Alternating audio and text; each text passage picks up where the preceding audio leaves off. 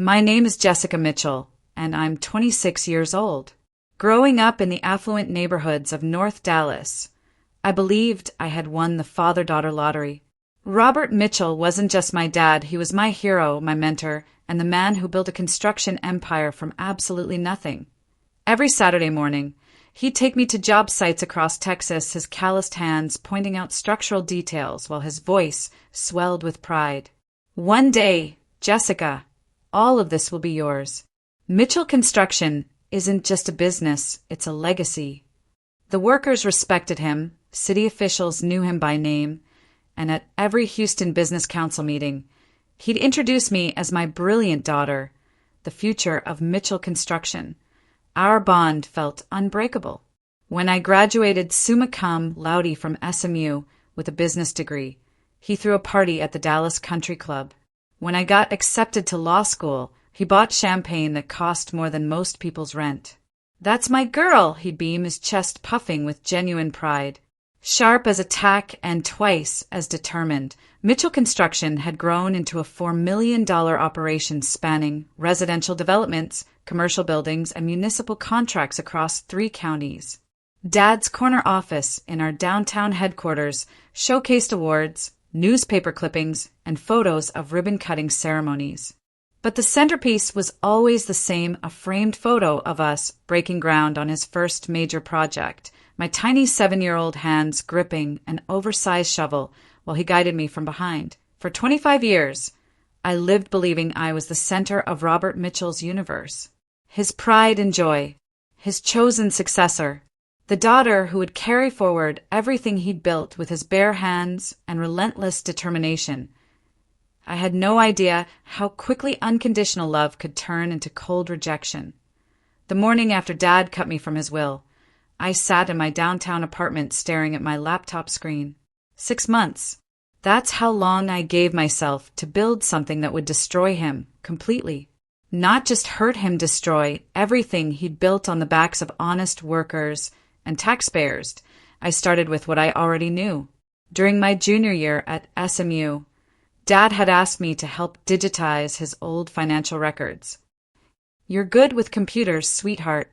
This old dog needs to modernize." I'd spent countless weekends in his office, scanning invoices and organizing files.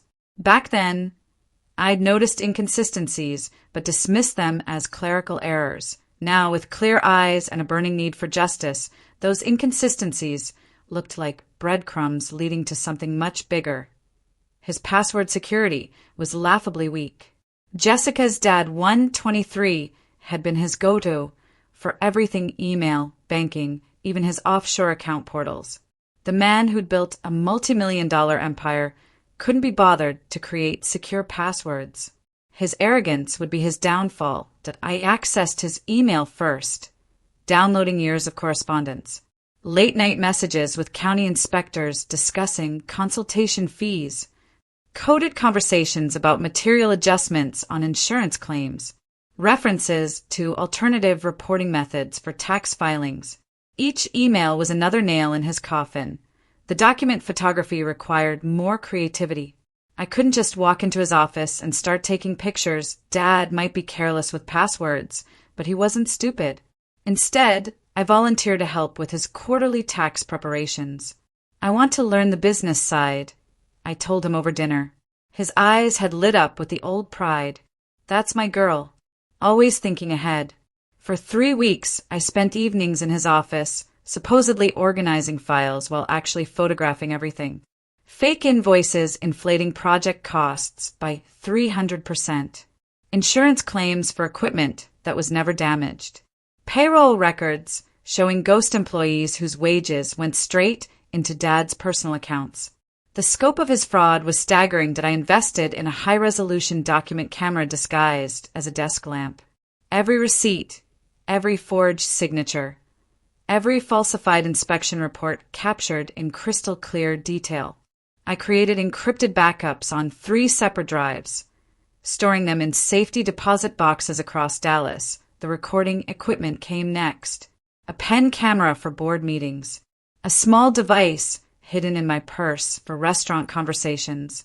audio recorders disguised as phone chargers in his office. Within 2 months, I had over 40 hours of Dad discussing bribes, tax schemes, and insurance fraud with his inner circle. The digital trail was the masterpiece.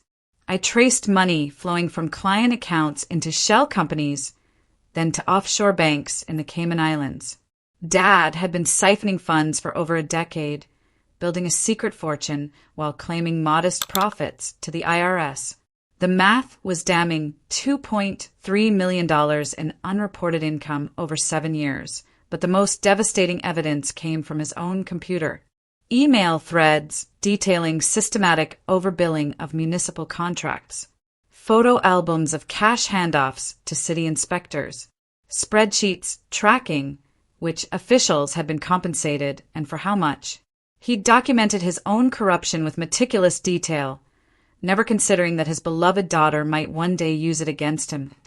I created a comprehensive dossier, 278 pages of evidence, organized by crime type, witness involvement, and financial impact.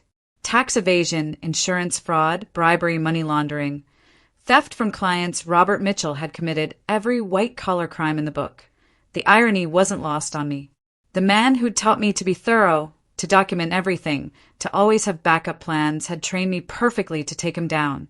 The deeper I dug into Dad's files, the more I realized Mitchell Construction wasn't just cutting corners, it was operating as a criminal enterprise wrapped in the veneer of a legitimate business. The tax evasion was systematic and bold.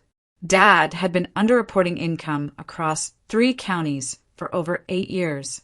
In Harris County alone, he'd claimed losses on projects that generated substantial profits.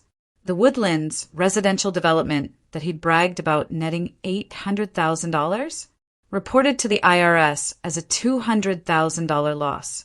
The Richardson commercial complex that funded our family's yearly Aspen trips filed as breaking even while actually generating $1.2 million in profit. His method was sophisticated. Multiple shell companies with names like Texas Quality Materials and Lone Star Construction Supplies existed solely to inflate project costs. Mitchell Construction would pay these fake companies for non-existent services, creating artificial expenses that reduced taxable income.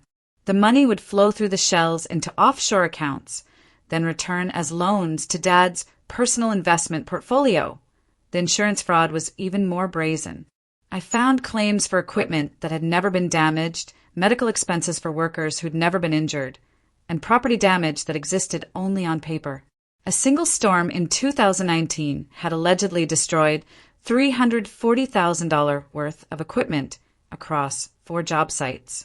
In reality, that equipment was photographed working on subsequent projects.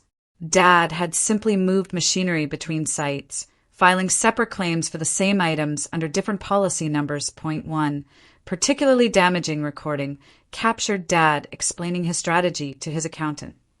Insurance companies expect some losses in construction. We just give them what they expect to see.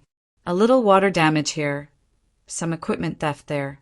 They pay out without question because the amounts aren't suspicious individually. The bribery network was extensive and well organized. Dad maintained detailed records of which city officials were cooperative and their preferred methods of compensation. Building Inspector Carl Rodriguez received monthly payments disguised as consulting fees for his one-man LLC. Planning Commissioner Janet Williams got her daughter's college tuition paid through a scholarship from Mitchell Construction's fake charity.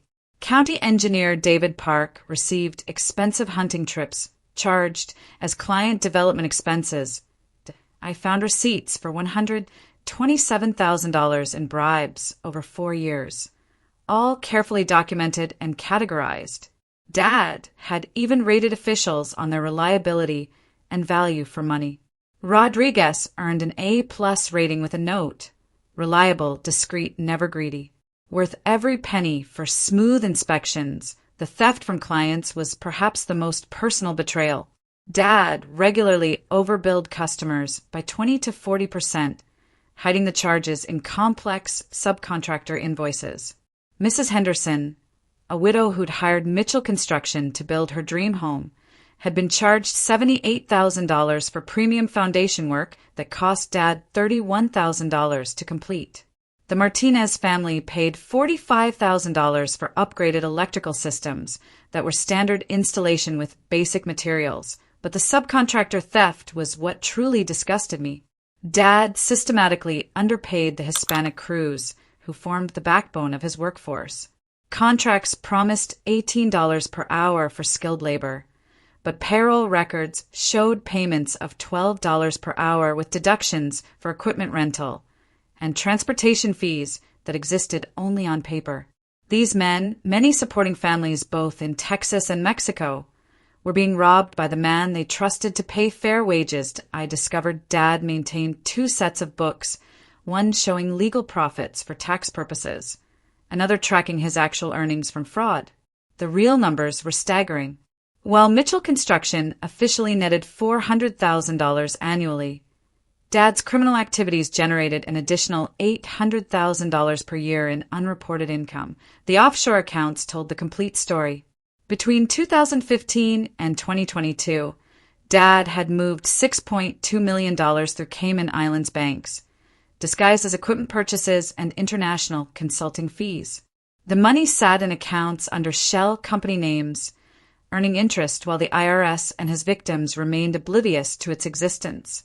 Every invoice I photographed, every recorded conversation, every bank transfer I traced added another layer to the web of corruption. Dad hadn't just committed crimes, he'd built his entire empire on systematic fraud, theft, and betrayal of trust. The Mitchell Construction success story was actually a masterclass in white-collar crime. The man who'd raised me to believe in hard work and honest business practices was nothing more than an elaborate fraud. And soon, everyone would know it, sitting alone in my apartment at 2 a.m., surrounded by boxes of evidence that could destroy my father. I questioned everything I thought I knew about right and wrong.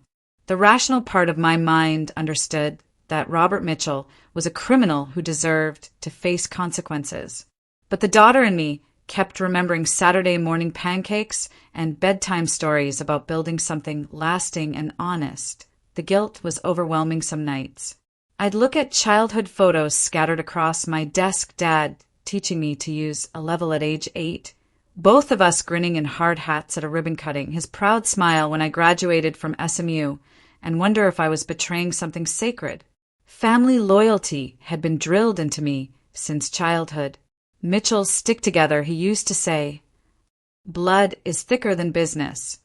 But then I'd remember Maria Santos, the housekeeper whose husband Carlos worked Dad's cruise for 6 years.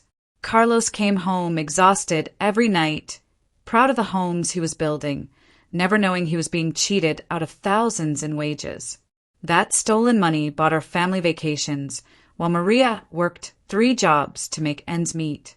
Dad hadn't just betrayed the IRS or insurance companies, he'd betrayed hard-working people who trusted him. The recordings were the worst part. Listening to Dad laugh about these idiots who believed his fake invoices made my stomach turn. Hearing him mock building inspectors as cheap dates who could be bought with cowboy season tickets destroyed any remaining illusions about his character. This wasn't the father who'd taught me about integrity and earned success. I started having vivid dreams about the confrontation that was coming. Sometimes I'd wake up crying, imagining Dad's face when he realized what I'd done. Other nights, I'd dream about the families he'd cheated and feel justified in my mission. The emotional whiplash was exhausting. MY therapist, Dr. Williams, helped me work through the complexity of the situation. You're not responsible for his choices, Jessica. You're simply ensuring he faces consequences for actions he chose to take. But knowing something intellectually and feeling it emotionally were 2 different battles entirely. The hardest moments came when Dad would call, his voice warm and familiar, asking about my job search or inviting me to dinner. I've been thinking about our conversation, sweetheart. Maybe we can find some middle ground.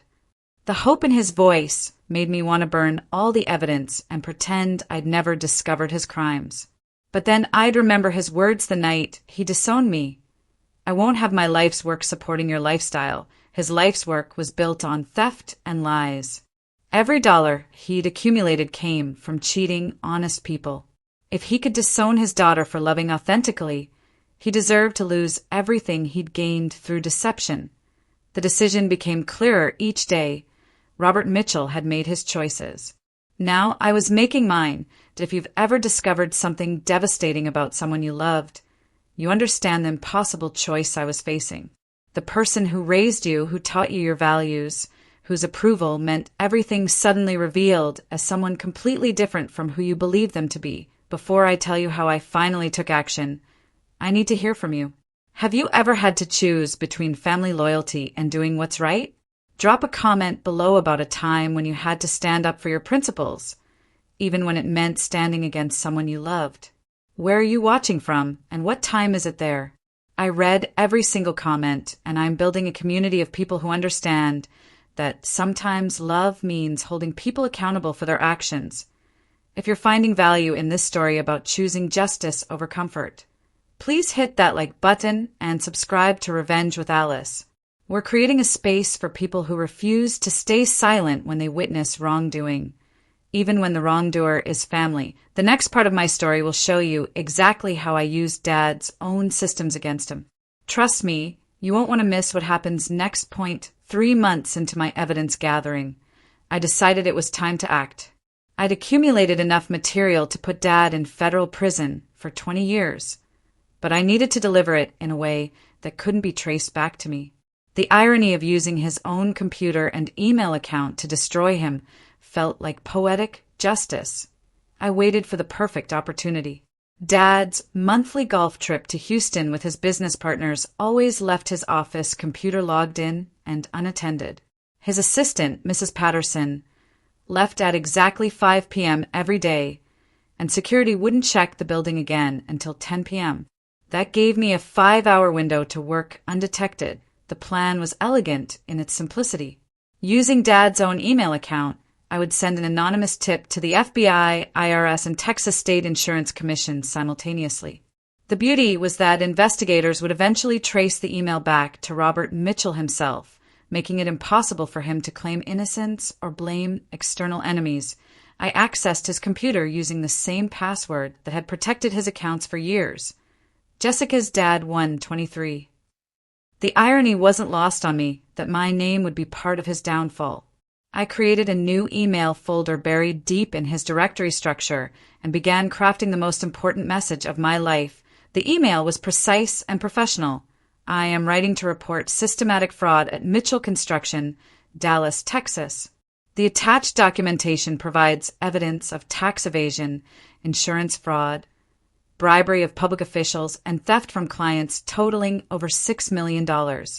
This information comes from someone with direct access to company records who can no longer remain silent about these crimes. That I attached carefully selected evidence enough to trigger immediate investigation, but not so much that it would overwhelm the recipients. Bank records showing offshore transfers, photos of cash payments to city officials, audio recordings of Dad discussing fake insurance claims, internal emails detailing overbilling schemes.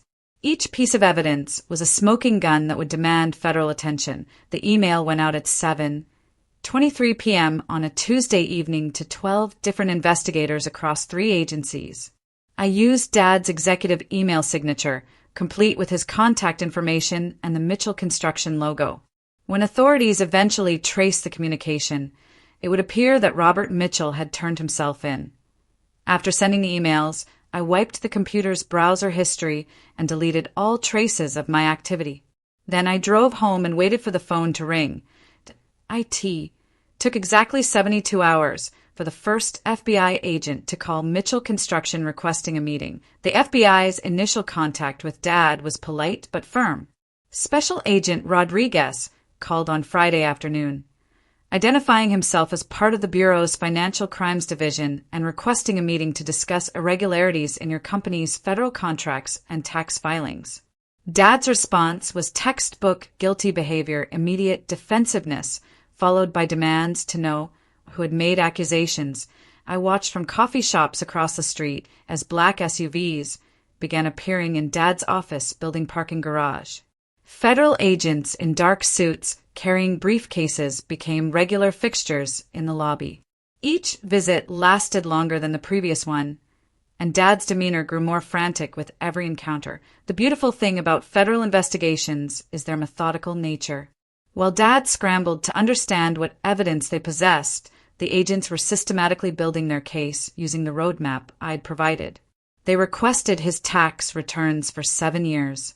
They interviewed every employee, asking detailed questions about payroll practices and project costs.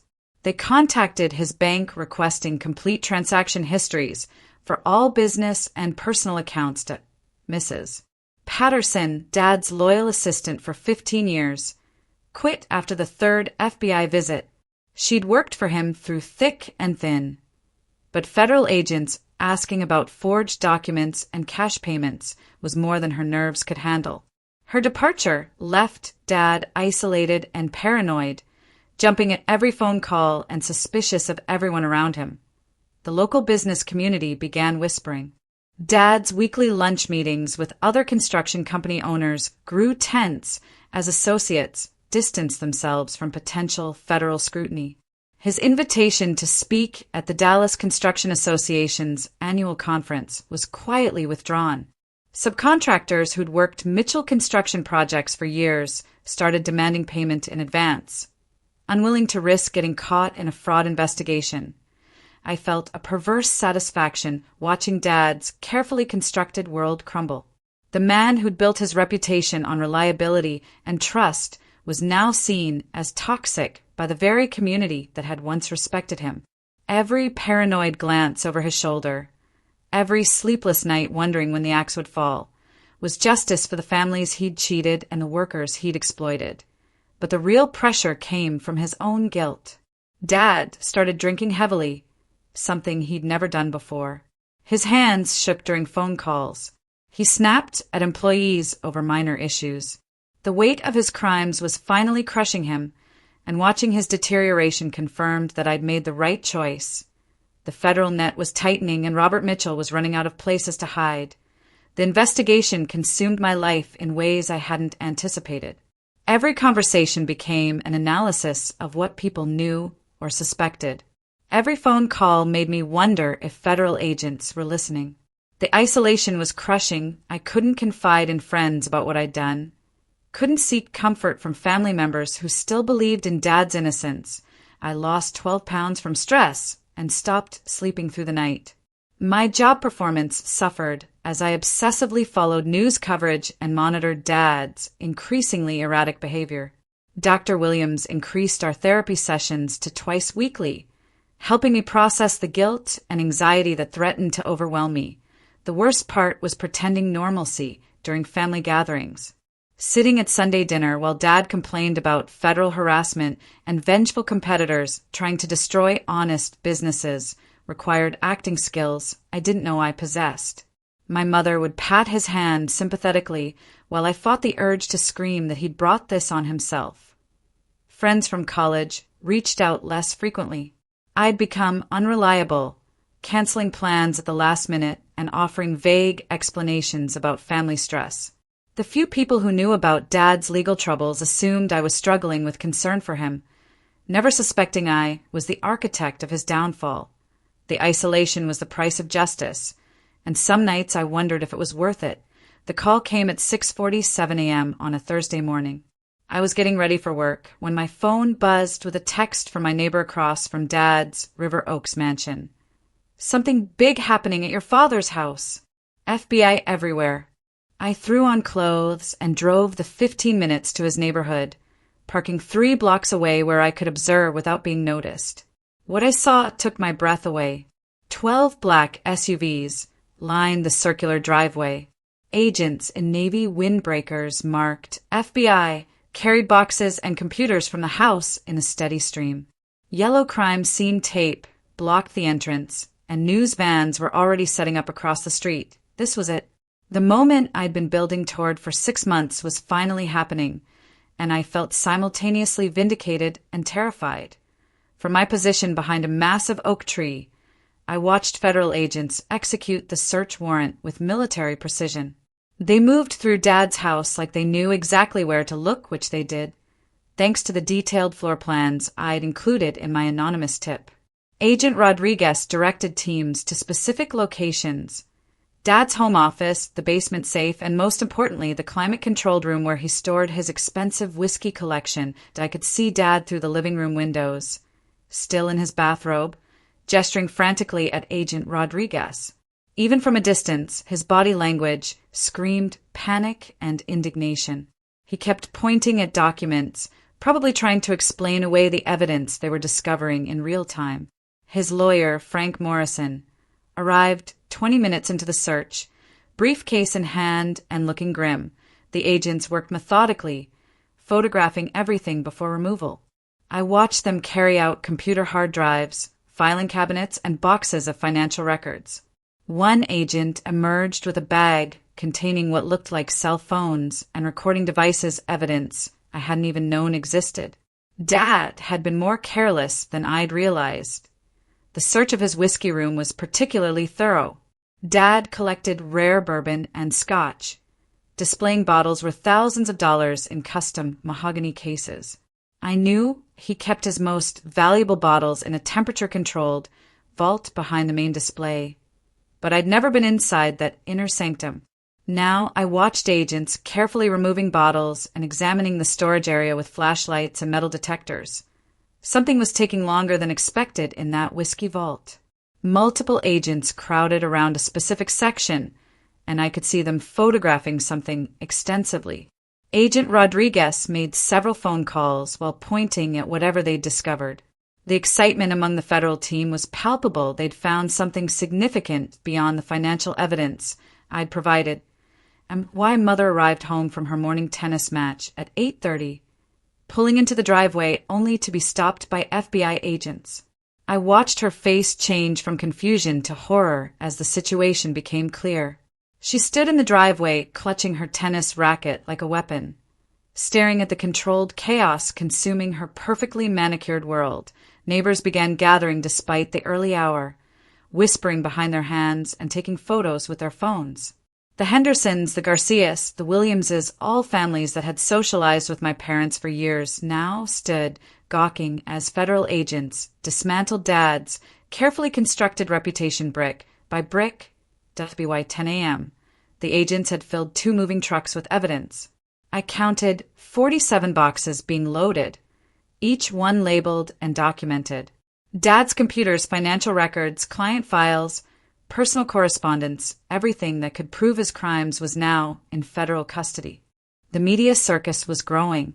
Local news crews interviewed neighbors. Financial reporters discussed the implications of a major construction company raid, and crime bloggers live-streamed the ongoing search. Dad's name was already trending on Dallas social media, his reputation destroyed in real time. As the last agents prepared to leave, I felt a complex mix of satisfaction and sorrow. The man who'd raised me was about to lose everything, but the criminal who'd stolen from hard-working families was finally facing justice. I'd waited 26 years to truly know who Robert Mitchell was. Now the whole world would know too. The phone call from Agent Rodriguez came 6 hours after the raid ended. His voice was professional, but tinged with something that sounded like amazement. MS. Mitchell, we need to speak with you about some documents discovered during today's search. Can you come to the federal building tomorrow morning at 9 a.m.? My heart pounded. Had they somehow discovered I was their anonymous tipster? What kind of documents? Agent Rodriguez. Personal papers relating to you, specifically. I think it's better if we discuss this in person. The next morning, I sat across from Agent Rodriguez and his partner, Agent Chin, in a sterile conference room that smelled like coffee and stress. Between us lay a manila folder containing documents that would shatter everything I thought I knew about my identity. We found these papers in a hidden safe behind your father's whiskey collection. Agent Rodriguez began, his tone gentle. The safe was so well concealed that we almost missed it. Our tech specialist only found it because the metal detector picked up the steel construction behind what appeared to be a solid wood panel. He opened the folder and slid the first document across the table. My hands trembled as I recognized my own name on an official adoption decree dated September 15th, 1997. I was 26 years old, but according to this document, I'd been adopted at age 1. Robert Mitchell isn't my biological father. The words felt foreign in my mouth. Agent Chen leaned forward. According to these records, no. You were adopted through a private agency in Houston. Your birth certificate was legally amended to list Robert and Margaret Mitchell as your parents, which is standard procedure for finalized adoptions. I stared at the papers, my vision blurring as 26 years of memories took on new meaning. That's my girl, and you're just like your old man had been based on a lie. Every genetic trait I'd attributed to Dad, my stubborn streak, my business mind, my attention to detail came from complete strangers. There's more, Agent Rodriguez said quietly. He slid another document across the table. The original adoption papers list your birth mother's name as sealed by court order, but there's a note in the file indicating she was a prominent businesswoman who requested complete anonymity. My birth father was listed simply as unknown. No name, no identifying information, just a blank space where half my genetic history should have been. Why would Robert keep these hidden? I asked, though part of me already knew the answer. Agent Chen exchanged glances with his partner. That's what we're trying to determine. The safe also contained correspondence with the adoption agency, including payments totaling $150,000 over several years. Far more than typical adoption fees. You think you bought me? We think this adoption was irregular, possibly involving coercion or fraud. The amount of money involved suggests something beyond standard legal procedures.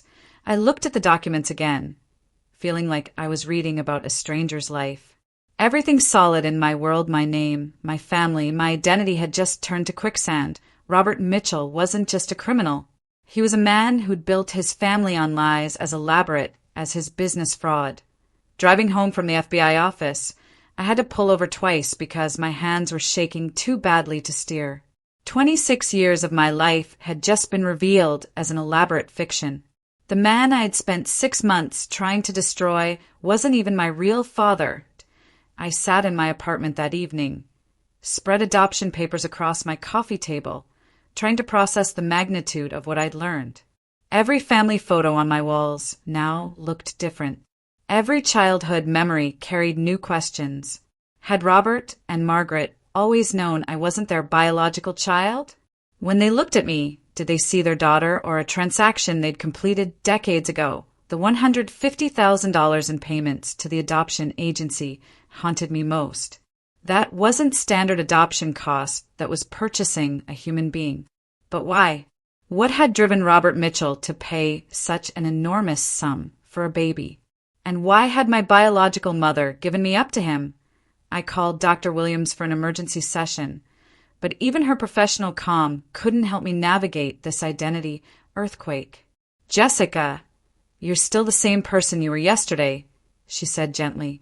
Your accomplishments, your values, your relationships, none of that changes because of paperwork you never knew existed. But it did change everything. The genetic traits I'd proudly attributed to Robert's business acumen could have come from anyone. The stubborn determination I'd inherited from Dad's side of the family belonged to complete strangers. Even my physical appearance, which I'd never questioned, now seemed like evidence of deception. I looked nothing like either Robert or Margaret, something I'd always explained as genetic lottery. Now I knew it was because we shared no genes at all. The cruelest irony was that I'd spent months hating Robert for disowning me when I wasn't truly his daughter to begin with. His rejection stung less knowing we had no blood connection, but it also felt more calculating. He'd purchased me as an infant, raised me as his heir, then discarded me the moment I became inconvenient. Sleep became impossible. I'd lie awake wondering who I really was, where I came from, what family medical history I should know about. Basic questions that most people take for granted became mysteries. Did I get my intelligence from my birth mother? My stubbornness from my biological father? Were there siblings somewhere who shared my DNA? The adoption papers raised more questions than they answered, and the sealed court records meant I might never learn the truth about my origins. The arrest happened 3 days after the federal raid, and I watched it unfold on live television from my office break room. Channel 8 News had been camped outside Mitchell Construction headquarters since the search warrant story broke, and their persistence paid off when FBI agents arrived with handcuffs. Dad walked out of his building flanked by Agent Rodriguez and Agent Chin, his hands cuffed behind his back and his head held high in defiant dignity. Even facing federal charges, he maintained the commanding presence that had intimidated competitors and impressed clients for decades.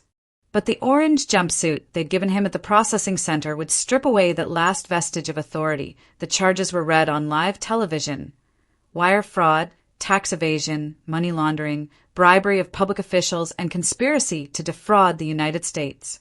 Each count carried potential decades in federal prison, and the prosecutors had made it clear they would seek maximum sentences. Damn, why coworkers gathered around the television, murmuring about the fall of a Dallas business legend. "I can't believe Robert Mitchell was crooked," someone said. "He seemed so honest, so community-minded. If only they knew how carefully constructed that image had been." That I felt strangely detached, watching the man who'd raised me being led away in chains. The anger that had driven my 6-month investigation was replaced by something more complex, a mixture of satisfaction, sadness, and relief. Justice was finally being served, but it was justice against a stranger who happened to have raised me. The news anchor mentioned that Mitchell Construction would likely face bankruptcy within weeks, its contracts canceled and reputation destroyed.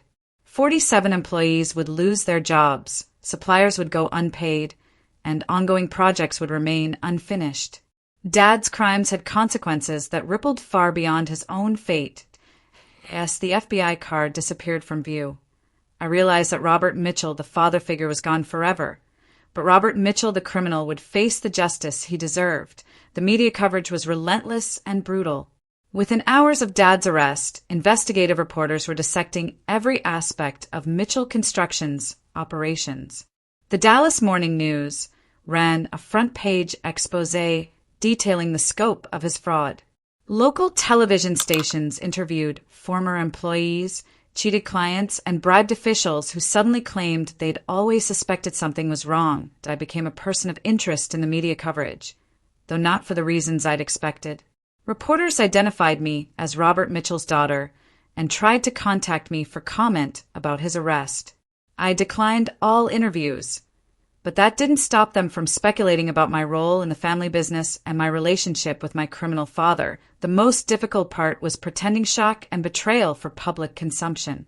Friends and colleagues expected me to be devastated by Dad's arrest, offering condolences as if he'd died rather than been exposed as a fraud. I played the role of the innocent daughter whose world had been shattered, when actually I felt vindicated by his downfall, and my mother called crying, begging me to help pay for Dad's legal defense. "He's still your father, Jessica. Whatever differences you've had, he needs our support now." The irony was almost unbearable. She wanted me to financially support the man who disowned me for being gay, using money earned honestly while he'd built his wealth through crime. "Mom, I'm not sure he is my father anymore," I said, the adoption revelation still fresh in my mind. "What are you talking about?" "Of course, he's your father." I realized she might not know about the adoption papers. Robert had hidden that secret so completely that even his wife of 30 years remained in the dark. The lies went deeper than I'd imagined, creating layers of deception that had fooled everyone, including the woman who'd raised me as her own. The business community's reaction was swift and merciless.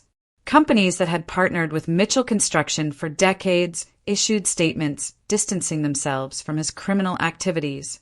The Dallas Construction Association expelled him from membership. His country club revoked his lifetime membership and removed his photo from their wall of honor. Watching Dad's carefully constructed reputation crumble in real time gave me a satisfaction I hadn't expected. Every accolade withdrawn, every partnership terminated, every honor rescinded felt like justice for the families he'd cheated and the workers he'd exploited. The adoption papers raised questions that kept me awake at night. Questions that seemed more urgent now that Dad's criminal empire was collapsing around us. Who was my biological mother? And why had she given me up to Robert Mitchell, specifically? The sealed court order meant her identity was legally protected, but I was determined to learn the truth. More importantly, who was my biological father? The adoption records listed him as unknown, but that seemed unlikely given the unusual circumstances of my placement.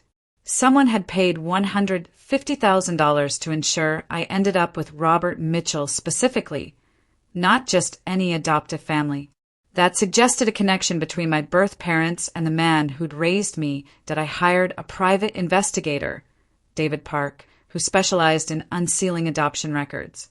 The amount of money involved suggests this wasn't a standard adoption, he said after reviewing the documents. Someone wanted you placed with Mitchell specifically, which means there's a story behind these papers. The timing was also suspicious. I'd been adopted in 1997, the same year Mitchell Construction landed its first major municipal contract. Had my adoption been part of some larger transaction? Was I leverage in a business deal, collateral for a loan, or payment for services rendered? Most haunting was the possibility that my biological parents were still alive, somewhere in Texas or beyond, unaware that the daughter they'd given up had just destroyed her adoptive father's criminal empire. Did they know about Robert's fraud? Had they been victims of his schemes, or willing participants in whatever arrangement had led to my adoption? The sealed biological mother intrigued me most. A prominent businesswoman who'd requested complete anonymity suggested someone with a reputation to protect. In 1997, few women held major business positions in Texas, which might make her identity discoverable through careful research. Every answer I found led to 3 new questions, creating a mystery that was becoming as consuming as my investigation into Dad's crimes had been. Learning that the person who raised you isn't your biological parent is earth-shattering in ways I never expected. Everything you thought you knew about yourself, your family, your identity gets thrown into question. If you've ever discovered a family secret that changed how you saw your entire life, you understand the confusion and betrayal I was feeling. Before I tell you about the letter that arrived 3 days after Dad's sentencing, the one that would answer some of these questions in the most unexpected way, I want to hear from you. Have you ever learned something about your family that made you question everything you thought you knew? Drop a comment below about how you handled discovering family secrets or lies. Where are you watching from today, and what's your local time? I love connecting with people around the world who understand that sometimes the families we're born into aren't the whole story. If you're invested in this journey of discovery and revenge, please hit that subscribe button and like this video. We're building a community at Revenge with Alice for people who refuse to let family secrets stay buried, no matter how uncomfortable the truth might be. The next part will show you just how deep Robert Mitchell's lies went. Mitchell Construction officially declared bankruptcy 16 days after Dad's arrest. The company that had taken him 30 years to build crumbled in less than 3 weeks. Federal asset seizure froze all business accounts. Pending contracts were canceled, and suppliers demanded immediate payment for outstanding debts. The $4 million empire dissolved into nothing. Equipment was auctioned to pay legal fees. The downtown headquarters building was sold to cover outstanding loans. 47 employees lost their jobs overnight, many of them hardworking people who'd believed in Robert Mitchell's integrity. Within a month, Mitchell Construction existed only as evidence in federal court cases and cautionary tale in Dallas business circles. The letter arrived on a Saturday morning, delivered by courier to my apartment building. The envelope was cream-colored, expensive paper with my name written in elegant handwriting. Ms. Jessica Marie Santos. Seeing my birth name in script made my hand shake as I signed for the delivery. I sat on my couch for 20 minutes, staring at the unopened envelope. The return address showed only Santos Family Trust, Austin, Texas, no individual name, no phone number. After everything I had discovered about the adoption and stolen trust money, this felt like the other shoe finally dropping. My coffee grew cold as I held the letter, afraid of what it might contain. Was this from my biological parents? A lawyer representing the family trust? Someone demanding repayment of the money Dad had stolen over the years? The possibilities multiplied in my mind, each more overwhelming than the last. When I finally opened it, the letterhead was professionally designed but warm. Santos Family Trust, established 1995. The letter itself was brief, written in the same elegant handwriting as my name on the envelope. Dear Jessica Marie, my name is Elena Santos Rodriguez, and I represent the Santos Family Trust. We have been made aware of recent legal developments concerning Robert Mitchell and the discovery of your adoption papers. We understand this must be an overwhelming time for you, learning about your origins while dealing with such difficult family circumstances. If you are willing, I would very much like to meet with you to discuss your biological family and the trust established in your name. There are things you deserve to know about who you are and where you come from, stories that might help you understand the choices that were made 26 years ago. That I will be in Dallas next Tuesday and Wednesday. If you would like to meet, please call the number below. There is no pressure, and this is entirely your decision. But we have been waiting a very long time to have this conversation with you. With hope and respect, Elena Santos Rodriguez, Trustee, Santos Family Trust. I read the letter 3 times, my heart racing faster with each reading. Elena Santos Rodriguez. Was this my biological mother, or someone representing her? The formal tone suggested legal representation, but there was warmth in the language that felt personal. Tuesday was only 4 days away. For days to decide whether I was ready to learn the truth about my origins, about the family who'd given me up, about the money Dad had been stealing that was meant for my future. I walked to my window, looking out at Dallas in the afternoon sun. Somewhere in this city, or perhaps in Austin, were people who shared my DNA. People who'd thought about me for 26 years, who'd established a trust fund for my future, who'd been waiting for this conversation. The question was whether I was brave enough to have it. I called the number Tuesday morning, my hands trembling as I dialed. A warm, professional voice answered on the second ring. Santos Family Trust, Elena speaking. This is Jessica. Jessica Santos, I said, the name still feeling foreign. I received your letter, Jessica. Her voice brightened immediately. Thank you so much for calling. I wasn't sure if you'd be ready for contact so soon after everything you've discovered. We arranged to meet at the Four Seasons Hotel downtown, in their private dining room. I want you to feel comfortable and safe, Elena explained. This conversation may bring up emotions you weren't expecting. Tuesday afternoon, I arrived at the hotel 15 minutes early, wearing my most professional outfit like armor. The private dining room was elegant but intimate, with floor-to-ceiling windows overlooking downtown Dallas. Elena was already there, a woman in her early 50s with dark hair and kind eyes that looked remarkably familiar. She stood when I entered, and I saw where I'd got my height and build. The family resemblance was unmistakable. We had the same nose, the same way of holding our shoulders, the same nervous habit of tucking hair behind our ears. Jessica, she said softly, tears already forming. You look so much like Isabella did at your age. Isabella, your biological mother. My sister. Elena gestured to a chair across from her. Please sit. There's so much to tell you. As we settled in, Elena opened a leather portfolio. Before we begin, I want you to know that Isabella wanted to raise you herself. The decision to place you for adoption was made under circumstances that were complicated and dangerous. She pulled out a photograph of a young woman who looked exactly like me, holding a baby. This was taken 3 days after you were born. Isabella was 22, brilliant, and completely in love with you. I stared at the photo, seeing my own features reflected in this stranger's face. What happened? Why did she give me up? Elena's expression darkened. Isabella was a civil engineer working for the city of Dallas in 1997. She discovered massive corruption in the municipal contracting system, bribes, falsified inspection reports, safety violations that put people's lives at risk. She was preparing to report it to federal authorities when she realized she was pregnant. Why stomach clenched? The corruption she discovered involved Robert Mitchell, among others.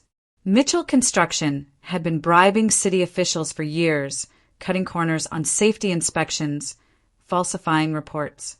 Isabella had documentation that could have sent him to prison for decades. The room felt like it was spinning. Dad knew my biological mother was investigating him? Elena nodded grimly.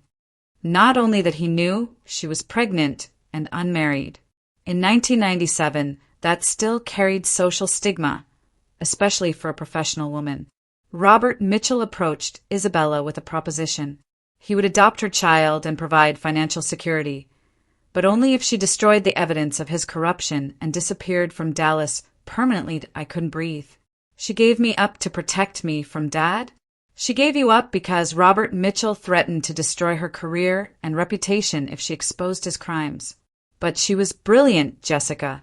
She negotiated the trust fund as part of the adoption agreement money that would ensure your future, even if she couldn't be part of it. The truth hit me like a physical blow. Dad hadn't just stolen my trust money, he'd coerced my birth mother into giving me up to protect his criminal empire. That evening, I sat in my apartment processing what Elena had told me. The woman in the photograph, Isabella Santos, was my biological mother. A civil engineer who discovered Dad's corruption 26 years ago and been forced to choose between exposing him and keeping me safe. Elena had given me Isabella's full name and last known address in Austin, along with copies of the original trust documents. The paperwork revealed the full scope of Dad's manipulation. He'd known exactly who I was when he adopted me, known my mother was a threat to his criminal enterprise, and used me as leverage to ensure her silence. The trust fund documentation was staggering. Isabella had negotiated not just the original $500,000, but payments of $200,000 every 5 years until I turned 30. She'd been watching from a distance, ensuring I had financial security even though she couldn't be part of my life. Dad had intercepted over $2 million meant for my education and future. Elena had arranged for me to meet Isabella the following day if I was ready. She's wanted to contact you for years, Elena had explained, but the adoption agreement included a non-contact clause until you reached 25 or initiated contact yourself. When Agent Rodriguez called about the trust fund theft, we knew it was time that I spent the night researching Isabella Santos online. She'd become a successful consulting engineer, specializing in municipal infrastructure projects across Texas. Her LinkedIn profile showed a woman who'd built an impressive career despite being forced to leave Dallas. Articles mentioned her expertise in identifying structural problems and safety violations in city construction projects. The irony was overwhelming. While Dad built his criminal empire on corrupted city contracts, my biological mother had spent her career as an honest engineer ensuring public safety. They were complete opposites, and I was caught between their worlds. Tomorrow, I would finally meet the woman who'd given me life, then given me up to protect me from the man who raised me. Isabella Santos was waiting in the hotel restaurant when I arrived Wednesday morning, and seeing her was like looking into a mirror that showed my future. She had my eyes, my smile, and the same careful way of studying people before speaking. At 48, she carried herself with quiet confidence and unmistakable intelligence. "Jessica," she said, standing as I approached. Her voice was warm but cautious. "You're even more beautiful than Elena described." We sat across from each other, the weight of 26 years of separation filling the space between us. Up close, I could see she'd been crying. Her eyes were red-rimmed despite her composed demeanor. "I don't know where to begin," I admitted. She smiled sadly. "I've rehearsed this conversation 1,000 times, but now that you're here, I can't remember any of it." She paused, gathering herself. "I suppose I should start with why I gave you up, though Elena probably explained some of it." Isabella pulled out a manila envelope. "These are copies of the documents I discovered in 1997, evidence of Robert Mitchell's corruption that I was preparing to take to federal authorities." She slid the envelope across the table. "I was 22, working as a junior engineer for the city, and I stumbled across a pattern of falsified inspection reports on municipal construction projects that I opened the envelope, finding reports that looked remarkably similar to what I'd discovered in Dad's files. Same falsified signatures, same inflated costs, same bribed officials. Mitchell Construction was the worst offender, Isabella continued. They were cutting corners on structural integrity, using substandard materials, bribing inspectors to sign off on dangerous work. People could have died because of what Robert Mitchell was doing. What happened when you tried to report it? Her face hardened. I was 8 months pregnant when I submitted my initial findings to my supervisor. Within a week, Robert Mitchell requested a private meeting. He knew about my pregnancy, knew I wasn't married, knew I was supporting my elderly parents on a junior engineer's salary. Isabella's hands clenched on the table. He made me an offer I couldn't refuse. He would adopt my child, provide financial security through the trust fund, but only if I destroyed the evidence and left Dallas permanently. If I refused, he threatened to have me fired, blacklisted from engineering jobs throughout Texas, and publicly humiliated for being an unwed mother. The cruelty was staggering. You were protecting me and yourself. I was 22 and terrified. This was 1997. Being an unmarried mother in Texas professional circles was still scandalous. I could have lost my career, my ability to support you. Robert Mitchell knew exactly what leverage he had. Tears started flowing down her cheeks, but I made him agree to the trust fund. Even if I couldn't raise you, I was going to ensure you had every opportunity one couldn't give you. Did you ever think about fighting him? Isabella wiped her eyes. Every day for 26 years. But I also researched the family that adopted you. Robert and Margaret Mitchell seemed stable, wealthy, able to give you opportunities one couldn't afford. I convinced myself I was doing the right thing. She reached across the table, hesitating before touching my hand. I followed your life from a distance. Every trust fund payment triggered a report about how you were doing. I knew about your academic achievements, your graduation from SMU, your acceptance to law school. I was so proud of who you became. Why didn't you ever try to contact me? The adoption agreement included a strict no-contact clause until you turned 25 or initiated contact yourself. I've been waiting for this moment for over a year, hoping you might want to know about your origins. She squeezed my hand gently. When Elena told me about Robert's arrest and the trust fund theft, I realized you probably had questions about who you really are. Looking into her eyes, I finally understood the full scope of Dad's manipulation. He hadn't just adopted me, he'd weaponized me against my own mother to protect his criminal empire. There's something else, Isabella said, her voice dropping to a whisper. Something Elena didn't tell you yesterday because we wanted you to hear it from me that I braced myself for another revelation. After everything I'd learned, I wasn't sure how many more shocks I could handle. Isabella opened another folder, this one containing newspaper clippings and business documents. After I left Dallas, I built my consulting firm specifically to compete against companies like Mitchell Construction. Santos Engineering specializes in identifying corruption in municipal contracting, exactly the work Robert Mitchell forced me to abandon. She handed me the top newspaper clipping. The headline read, Santos Engineering exposes $3 million fraud in Houston city contracts. The date was 2019. That I've spent 25 years building cases against corrupt contractors throughout Texas. My firm has exposed fraud in 15 cities, recovered millions in stolen taxpayer money, and sent dozens of criminals to prison. Isabella's voice grew stronger. I became everything Robert Mitchell feared. I would be a legitimate threat to his entire operation. More clippings followed, each documenting Santos Engineering's success in rooting out construction fraud. Austin, Houston, San Antonio, Fort Worth. I've been systematically dismantling the network of corruption that your father helped create. The final document made my blood run cold. It was a consulting contract between Santos Engineering and the Dallas County District Attorney's Office, dated just 3 months ago. We were hired to investigate irregularities in Dallas municipal contracts, Isabella explained.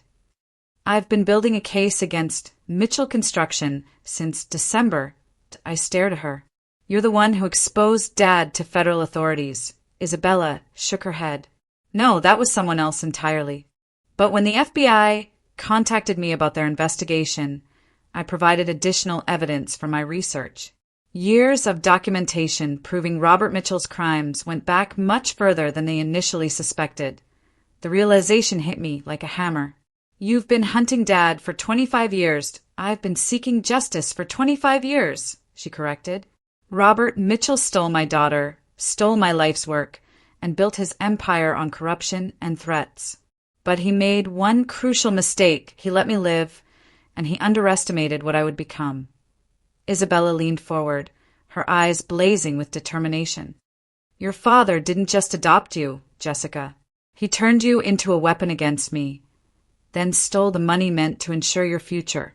But now we both know the truth. Everything clicked into place as I sat across from my biological mother. Dad's adoption of me wasn't an act of love, it was the ultimate insurance policy against exposure. By raising Isabella's daughter as his own. Dad guaranteed her continued silence. She couldn't expose his crimes without risking harm to me, the child she'd sacrificed everything to protect. I wasn't just adopted, I was a human shield against federal investigation. The trust fund theft was even more calculated than I'd initially realized. Dad hadn't just stolen money, he'd stolen my connection to my real identity. Every dollar meant for my education and future went into his offshore accounts, ensuring I remained financially dependent on him while he profited from my mother's coerced silence. The password, I said suddenly, understanding flooding through me. Jessica's dad, 123, wasn't about pride or love. It was a reminder that he owned me. Isabella nodded grimly. Robert Mitchell is a master manipulator. He convinced you he loved you while stealing your birthright. He convinced Margaret she was getting a ready-made family while using you as leverage. He convinced everyone he was a successful businessman while operating a criminal enterprise.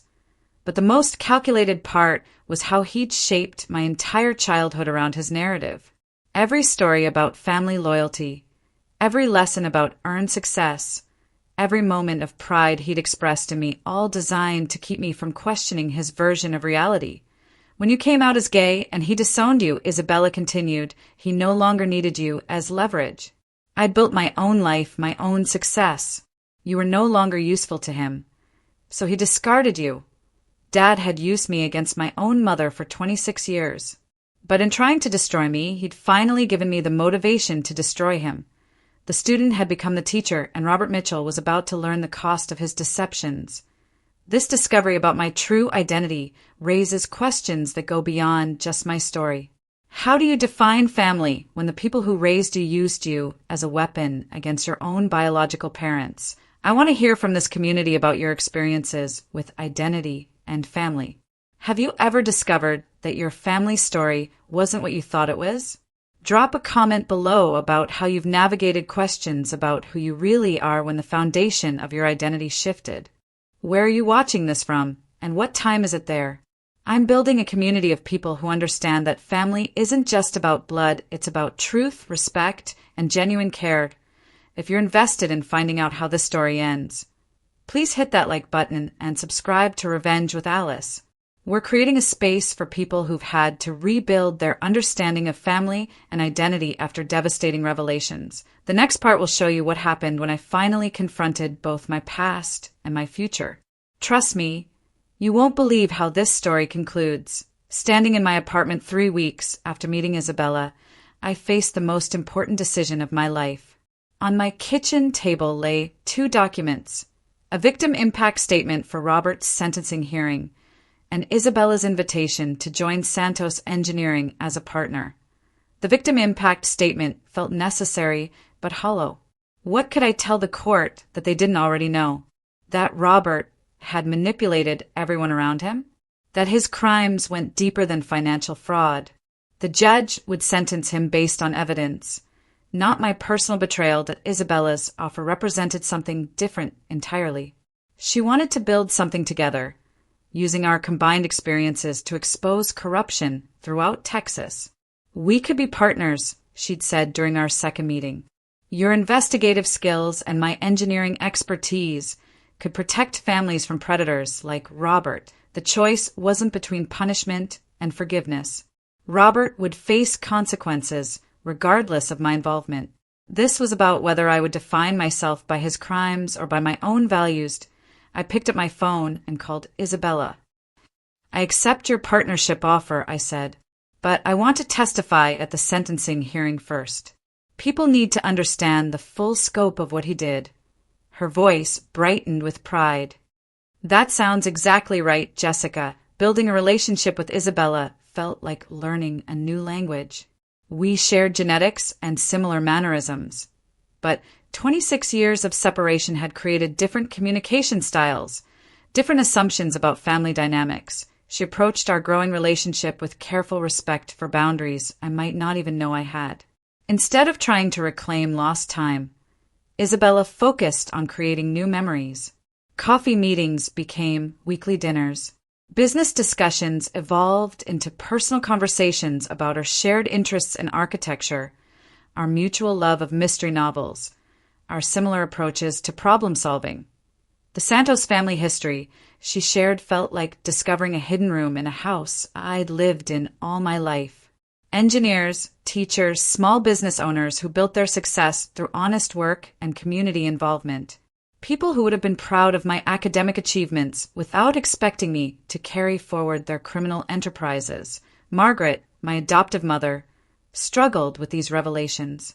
Learning about the coerced adoption shattered her understanding of how I had joined their family.